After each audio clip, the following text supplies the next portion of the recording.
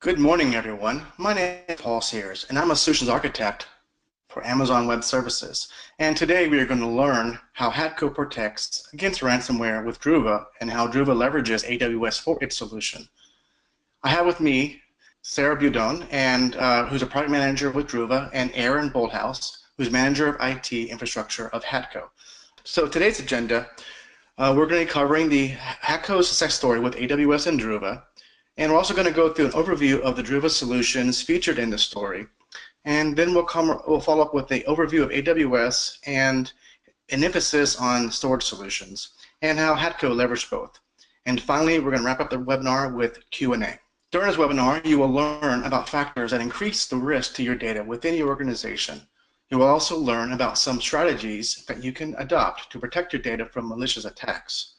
And if you find that you are attacked, you will learn some steps you can take to gain immediate access to your critical data. Now, I will turn it over to Aaron Bolthouse of Hatco. Thank you, Paul. Hello, everyone. I'm Aaron Bolthouse, the manager of IT infrastructure for Hatco Corporation. First, let's talk for a minute about who Hatco is. Since we're not a household name, you might want to understand who we are and what we do. Hatco is a medium-sized U.S. manufacturer. We've been in operation since 1950. We operate out of the state of Wisconsin. We also operate globally out of China and Hong Kong. Hatco is an industry leader in food service equipment. We make the products that keep food hot and cold in restaurants and other dining facilities. We also continue to innovate on the back and front end of our business, both in IT and in our products. Lastly, we have a mantra here that's called Knock Your Socks Off service, and we try to enable that through our use of IT, especially through end user mobility. So, the situation. Basically, Hatco was put into a situation where we needed end user data access, mobility, and protection. We had gone about it in a couple of different ways. Initially, we had done Windows roaming profiles, and that solution worked well for people who were on premises, but didn't really work well for those that were off campus doing something else. So we then went to a solution that allowed us to have an on-premises backup server, an agent that would install onto each of these machines, and it would allow the automatic backup of specific folders to a server that existed within our data center. That product worked well for the time, but things that we noticed were that it required a VPN connection to perform the backups. Without that VPN connection, the endpoint was not secured, or the data was not backed up in a timely manner. It was not really friendly to mobility. It was requiring of the VPN. So if there was an issue with a VPN or a password problem, then that could be a barrier to data being backed up.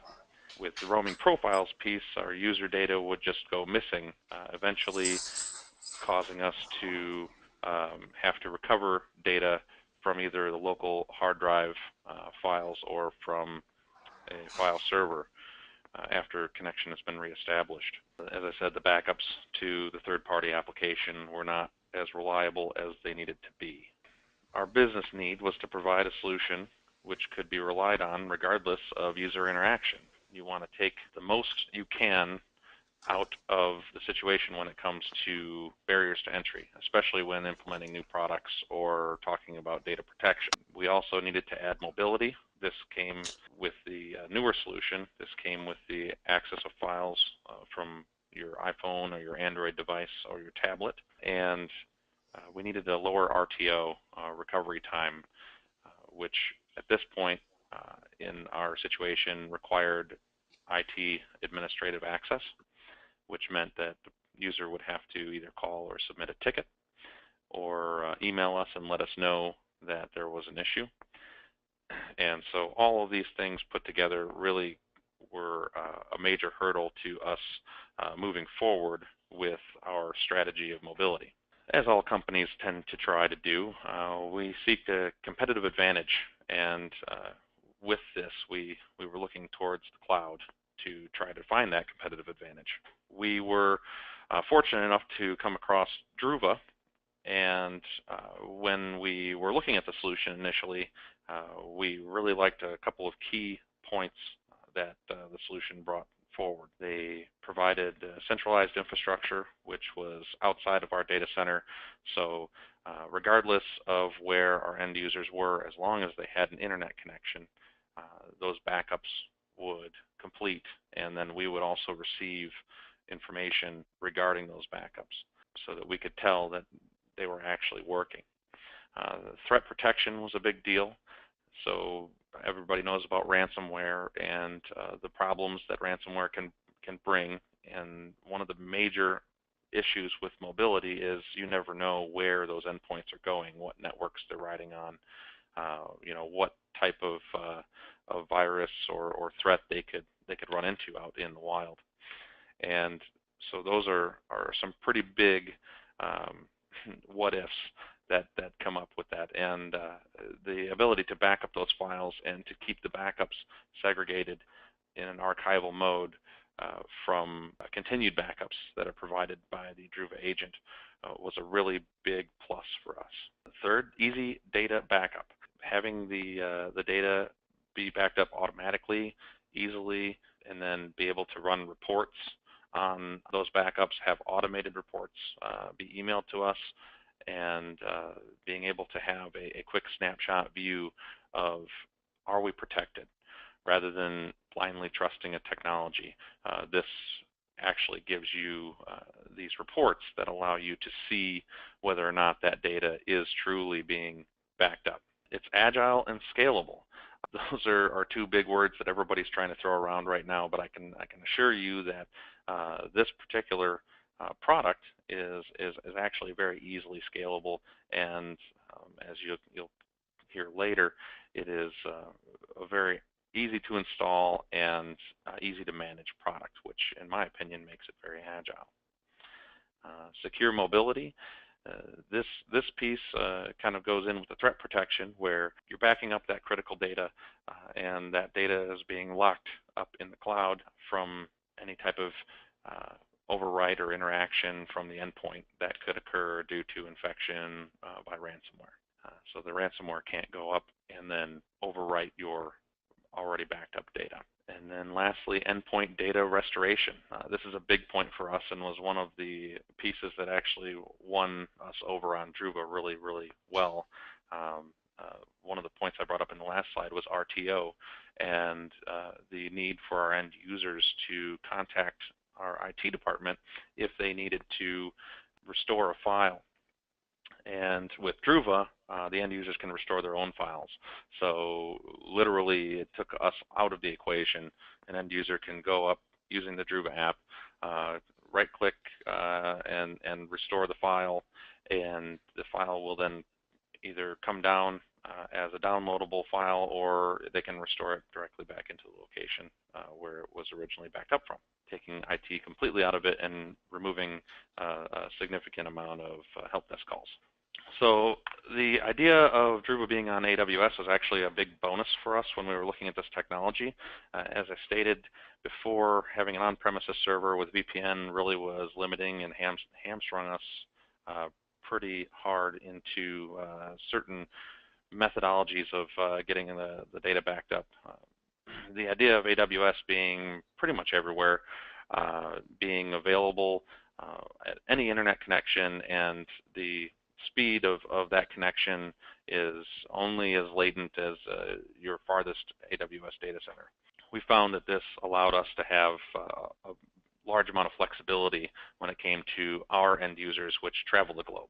So when we approached Druva, we had a POC deployment of, I want to say 10 users, and we did an original deployment of 10 users, and after that went well, we decided to do a full deployment of 50 users.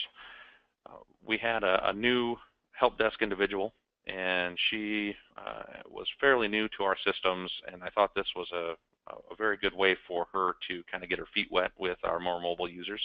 So I put this project on her plate, and within 2 weeks she had rolled out the entirety of the 50 users with Druva inSync and had us backing up everything appropriately and had it all working exceptionally with minimal sysadmin assistance. There's one AD authentication application that needs to be installed on an internal server, which allows Druva's cloud to synchronize with your Active Directory, which is great because then the application that exists on the endpoint is literally logged into with the user's Windows Active Directory credentials, which makes it easy because when they call and say, oh, I forgot my password, you can say, well, did you log into your computer this morning?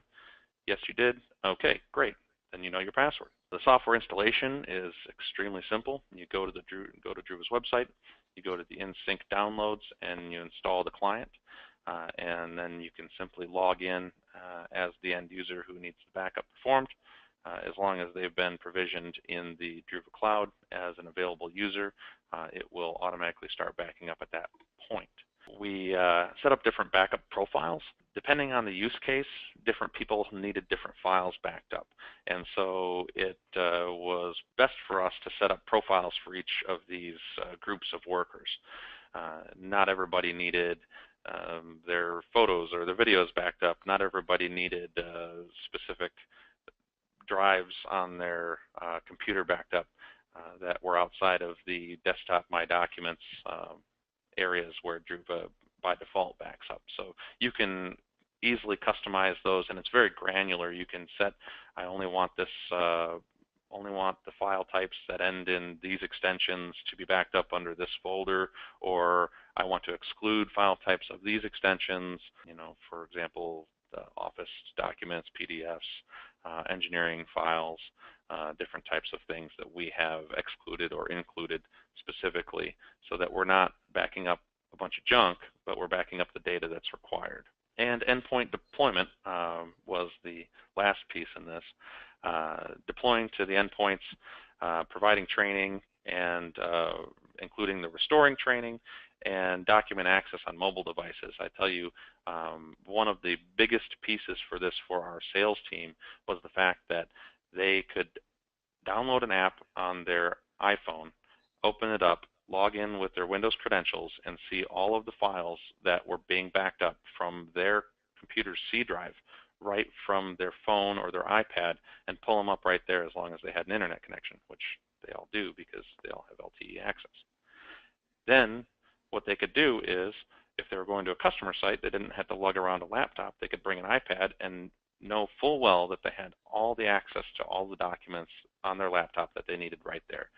So increasing their capability for mobility, decreasing their load on what they had to carry and charge for the day.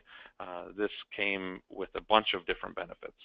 So through the different pieces that I've talked about here, you can see how we've used Druva to mitigate our risk, and then added business continuity without impacting the employee productivity. And what that really encompasses is the capability for us to have not only faith in this backup system, but it's a trust but verify situation.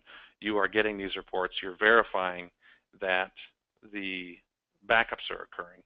You are able to log into the admin portal from anywhere because it's a cloud-based application. You can see every single one of your users and drill down into the specifics of the user, which folders and files are specifically being backed up. If you have an instance where you need a legal hold, you can hold that so that the data can't be removed from the backup profile. It has proactive compliance. Hatco ourselves aren't under a lot of compliance, but I know that a lot of other industry organizations are. And so this comes with the security that's backed by AWS, which covers a bunch of different compliance and regulation required out there by any number of governments. Ransomware detection and recovery. This product will protect your backups from being overwritten. So ransomware can't just reach out into your user's Druva account and lock all those previously backed up files. Druva will back up and show you the files that have been impacted by ransomware, but the previously backed up files prior to the ransomware infection are still there and available. They're available for access on mobile. They're available to be restored onto another endpoint, and they're available, and you can trust that they're available to be pulled in once you've resolved the ransomware infection situation. And then lastly here, to harness the cloud efficiencies, mobility from anywhere. The cloud allows you to access the internet and then have the backup work. There's no VPN, there's no mucking around with a UI for an end user.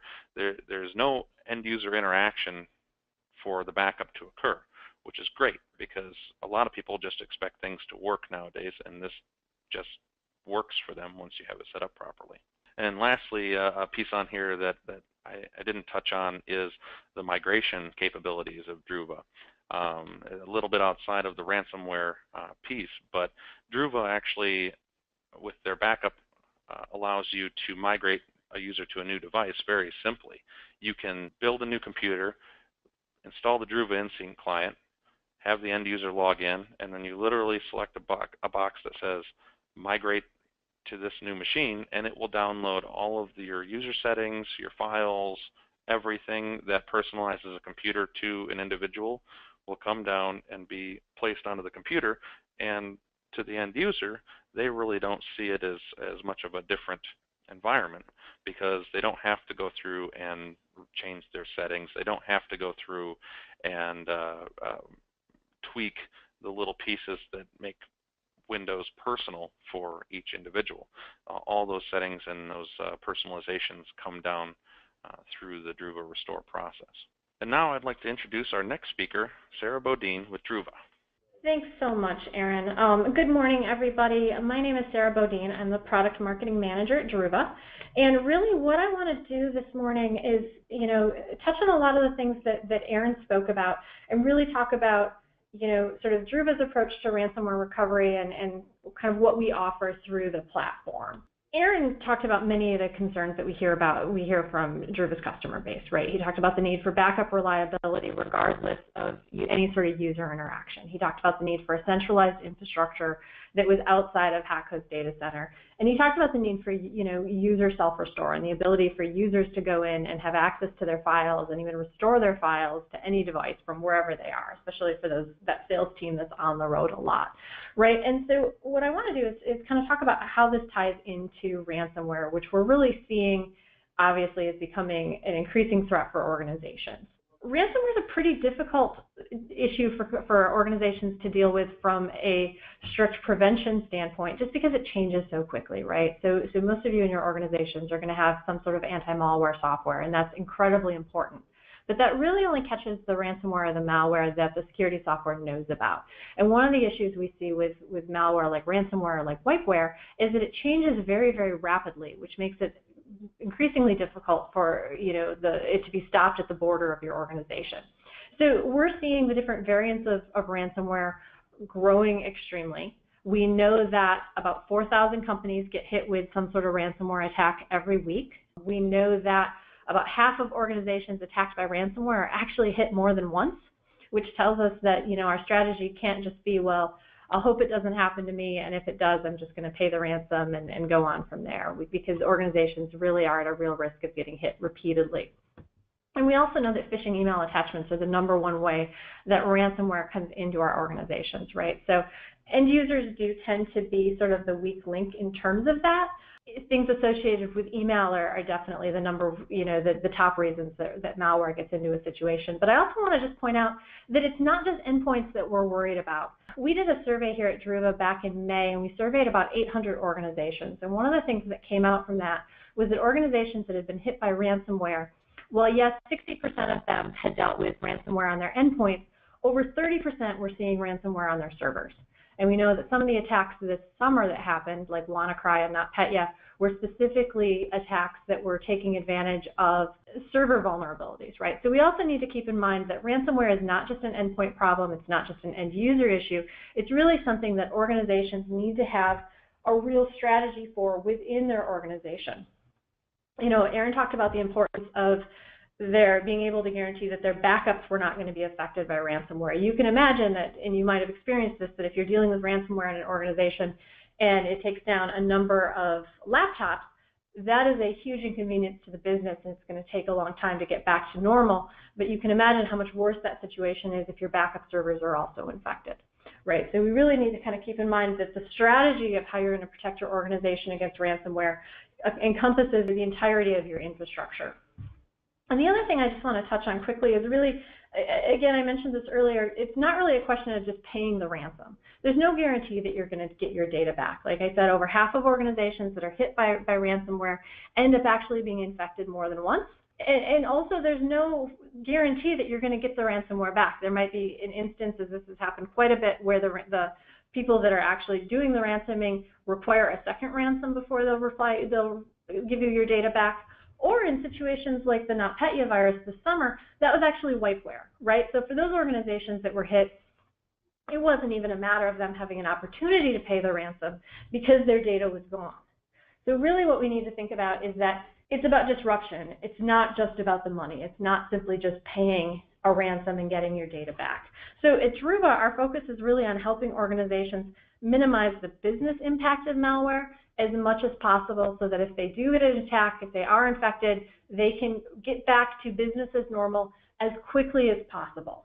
So what does that mean from a Druva perspective? I want to stop just for a second and just kind of talk a little bit about what Druva inSync provides. So inSync is our end user data protection and governance platform. This is something that has been around since 2008. It's been the #1 rated product in the space by Gartner for the last 3 years in a row. So this is something that's definitely been around. And what inSync does is it provides a single platform to protect and manage end user data across a whole multitude of data sources. So this could be your endpoints, like your laptops and your iPads, those smart devices that Aaron was talking about. This also includes cloud application data. So if you're migrating to Office 365, or your data that might be in Box or G Suite or wherever it might be, right, protecting all of that data.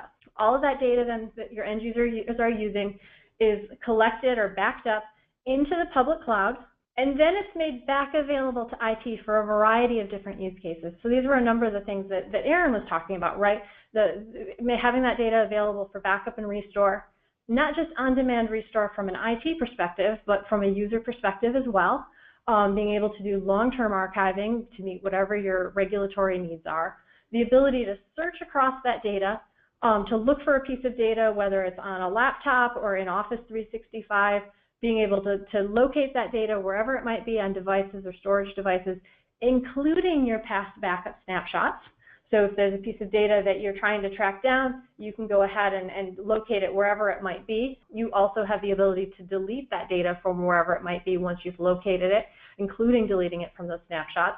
And then the ability to go ahead and meet your compliance needs with very granular privacy controls, as well as the ability to do automated monitoring using templates for any sensitive data that you might be concerned about. So social security numbers, credit card numbers, templates that refer to specific code names for intellectual property. So the idea again is all of this data from these different end user sources are collected, stored in the cloud, made back available to you for a variety of different use cases. And then the final one that I'll mention, right, is legal hold. So if there's some litigation event that happens, there's some human resources event where you as IT are required to collect data from devices. In an old model, you might have to go out and actually physically get devices from people to be able to collect that data. Now you already have all of that data consolidated in the cloud. You can simply go into your dashboard and put that data on hold. It's immutable. The user can't change it from that point forward, and you have it very easily accessible to hand over to your legal team or to integrate with your e-discovery vendor. And so the idea behind this, right, is that we've created a single repository for IT to manage, gain full visibility into end user data, and then be able to use that data for different services. And if we talk specifically about what this means for ransomware protection and what we're talking about here, again, we're going to talk about in a little more detail about a number of the things that Aaron said they were looking for, right? He talked about the need to have backup reliability regardless of user interaction, right? So that means that to have actual fail-proof ransomware protection, you need those regular time index snapshots. IT needs to be able to say, we need this device to back up, on whatever the time duration is that your organization requires, every 2 hours, 4 hours, 5 minutes, once a day, whatever that might be. IT needs to be able to set that and then know that those backups are actually happening. we need to make sure that our backups are comprehensive, right? That it's comprehensive in that it's including not just your endpoints, not just those smart devices, but any of those cloud applications, right? And our approach is let's consolidate that into this single platform so that you as IT are not now managing Office 365 backups separately than endpoint backups and then having to work separately. Let's have this all in one place. It's easier for you to keep track of what's going on. Aaron talked about the reporting, if something, so that you can be alerted if something's not quite right, making it very streamlined for you to be able to go ahead and do your job, know that those backups are happening, and then if there's some sort of malware event that occurs in your organization, having the confidence that you do have the backups to roll back to. And then the other piece of this I want to mention is, the offsite data storage. So the idea that storing the data in the cloud provides an additional level of abstraction, right? So we see a lot of instances where malware gets into an organization, it traverses the network, now it's on, critical servers in the data center. Because the data here is being pulled off, it's going to AWS, it's being stored in a way that separates the data and the metadata, it's no longer following any of the sort of the traditional things that the malware is going to take advantage of. So that's going ahead and giving us, again, an additional level of protection. And then there's really two other pieces that we think of when we talk about how we protect from ransomware, right? So one, we're collecting all of this data together in the cloud, right? We're doing it on a regular basis. You as IT have a good understanding of how much data you're collecting. You start to see sort of those normalcies. So what we do is we put machine learning around all of that data and say, okay, we've collected it. Now let's understand what the normal behavior is so that if something abnormal happens, you as IT can be notified. For instance, if normally my backups on my laptop, there's 10% of data that changes every day, the system understands that that's normal. But all of a sudden one day, if 80% of the data on my laptop changes because suddenly there's been a massive encryption incident happening, such as malware, you as IT can be alerted that, hey, we just did this backup and things changed drastically on this system.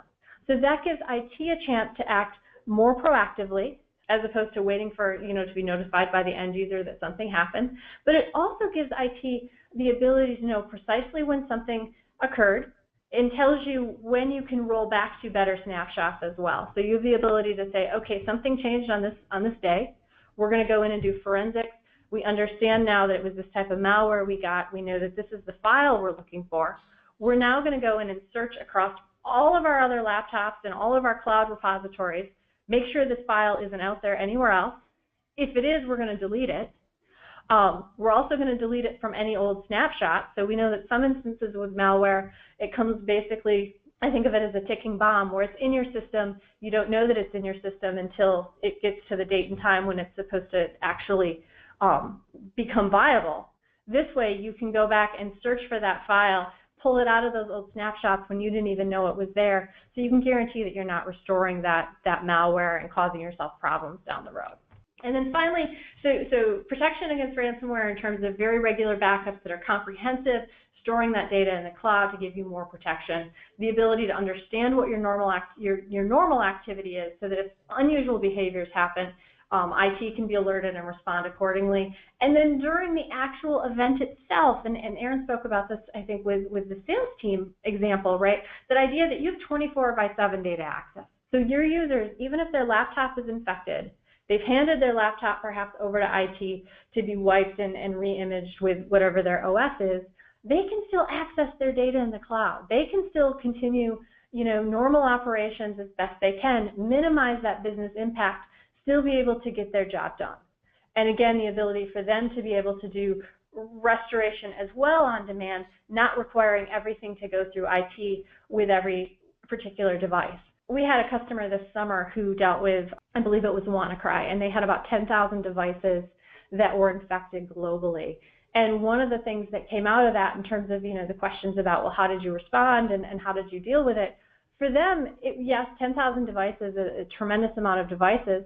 They re-imaged their laptops, and then it was simply a matter of doing restores from the cloud and pulling their data back. And their users could do that so that IT wasn't having to do all of that as well. They could focus on re-imaging devices and handing them back over. So let's give users as much control as they can have as well to make sure that they're able to get their job done and get back to work as quickly as possible. So again, the focus is on really reducing that business impact as much as possible. So, and with that, I'm going to hand things back over to Paul from AWS. Thank you, Sarah, for that great overview and deep dive into Druva, what Druva can do for customers. And thank you, Aaron, for sharing the Hatco story.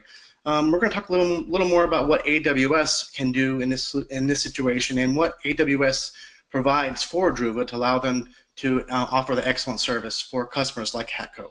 So we're going to focus on storage right now, and AWS has a number of storage offerings. We have a distributed shared file systems known as Amazon EFS. We have traditional block storage, which is known as Amazon EBS, Elastic Block Store, and we have Amazon S3 and Glacier, and these are our object stores. And we're going to focus on S3 and Glacier for this rest of this webinar.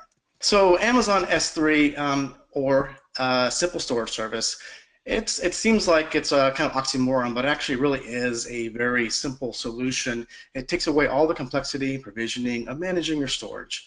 It was the very first service that AWS released back in 2006, so it's been around for quite a long time. It's very mature, proven, and used at a large scale by companies such as Netflix for video streaming and Pinterest and for their site images and big data, as well as Druva for storing customer data for the backups.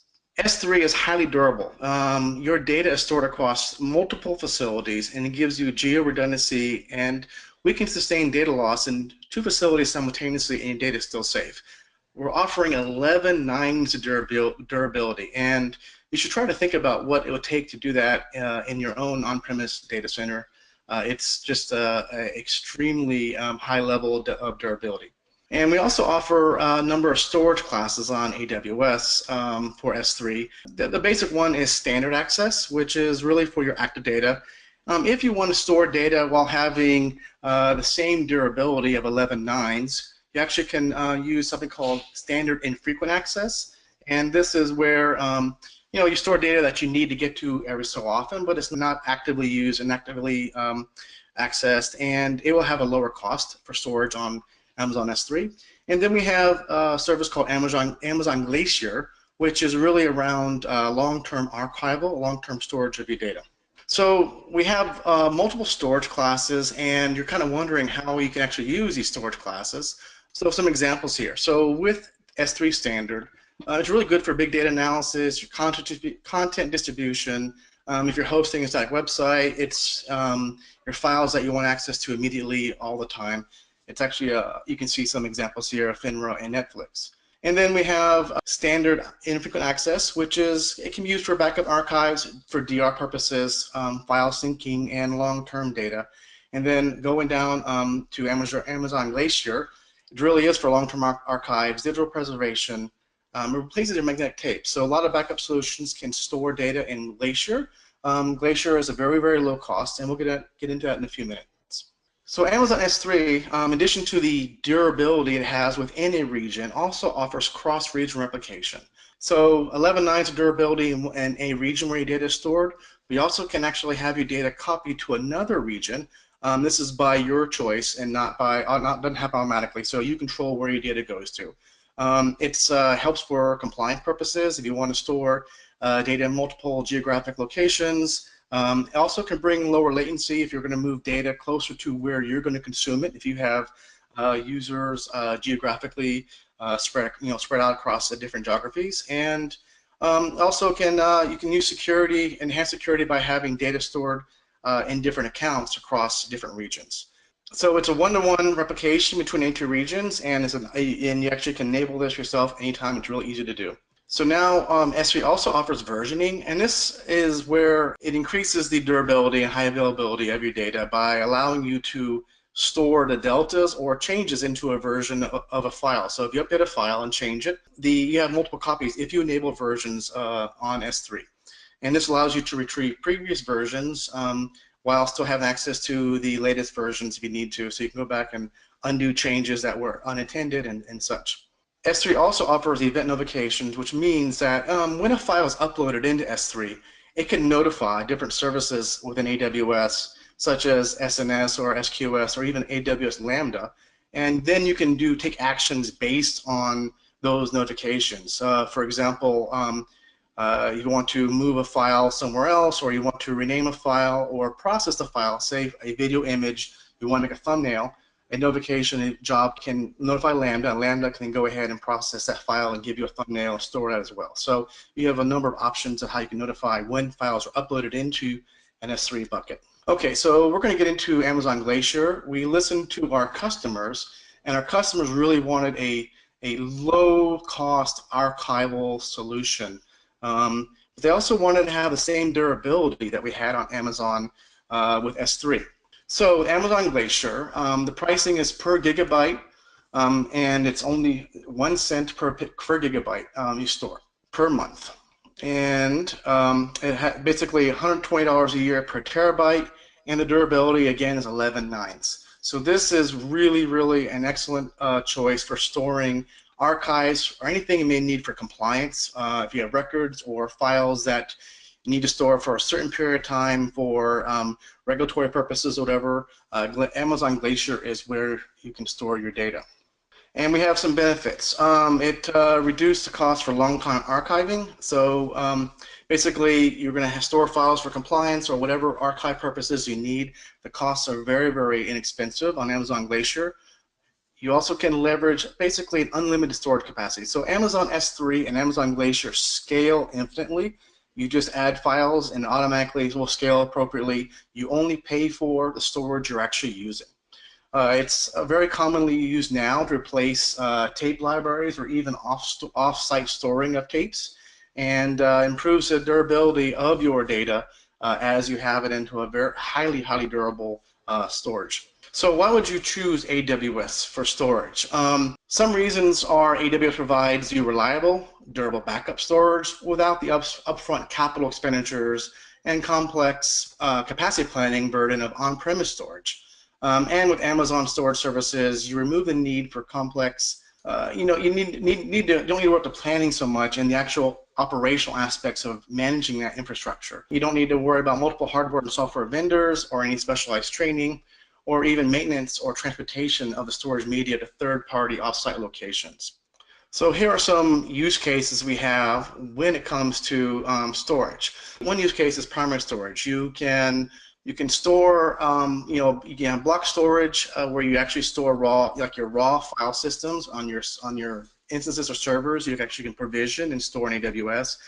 But then you can store those files on Amazon S3 and access them as you would like a object-based file system. And you can extend your on-premise solutions via normal storage protocols with AWS Storage Gateway and other partner solutions as well. And it's also a on-premise, primary storage for either on-premise or cloud-native applications.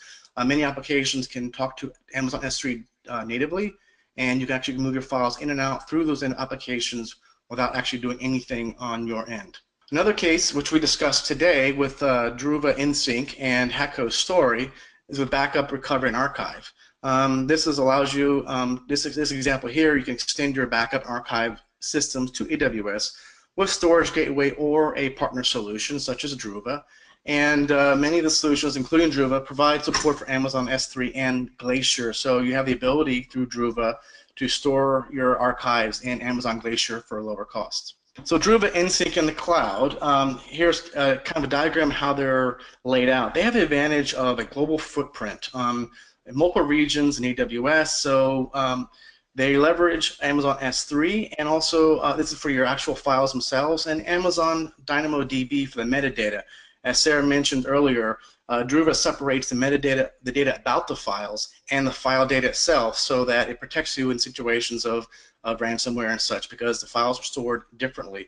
So leveraging S3 gives Druva the ability to have data in multiple regions based on where customers may want to have their data, and it gives them also the extreme durability of 11 nines of durability with Amazon S3. It's highly resilient, as Amazon S3 has data stored in multiple availability zones, so even loss of one or two availability zones within a region, your data is still available.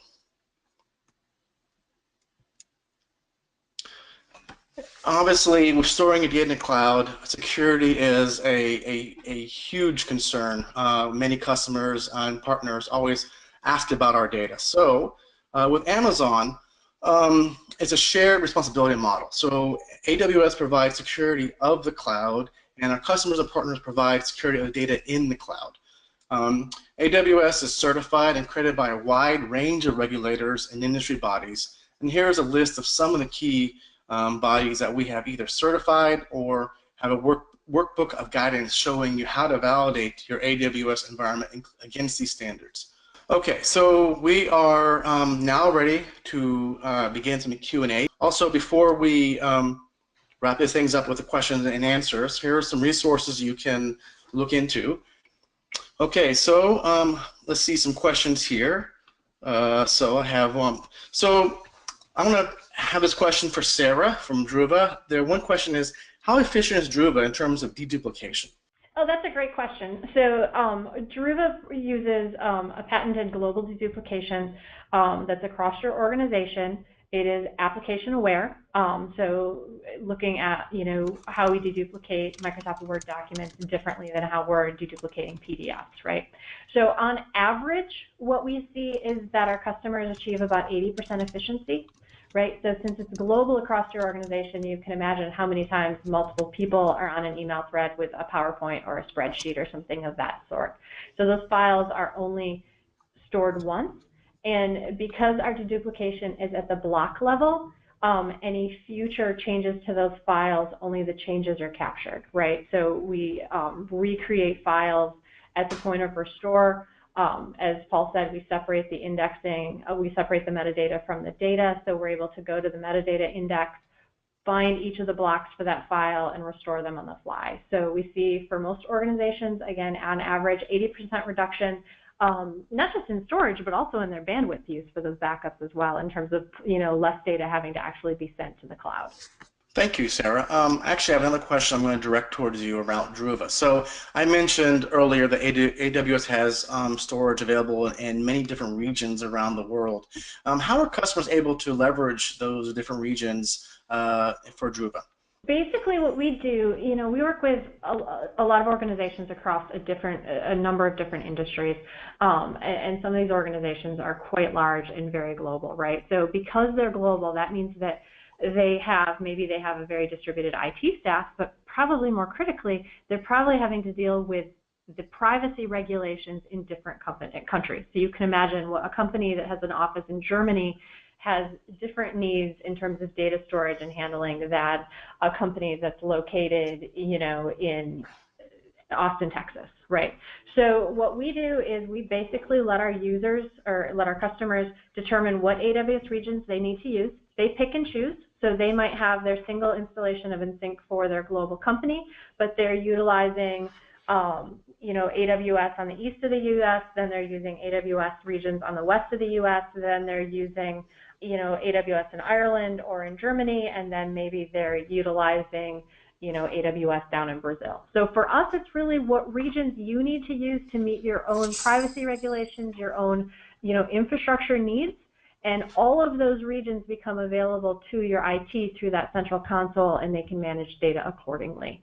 And I'll just add, since I was talking about privacy, we also have the ability that you can delegate certain IT admins that can only work with data in certain regions. So that's something you'll see required, especially with some of the European countries to meet privacy regulations. So we give you the ability to granular manage that data however you need to, but you choose the regions that you need to have your data stored within.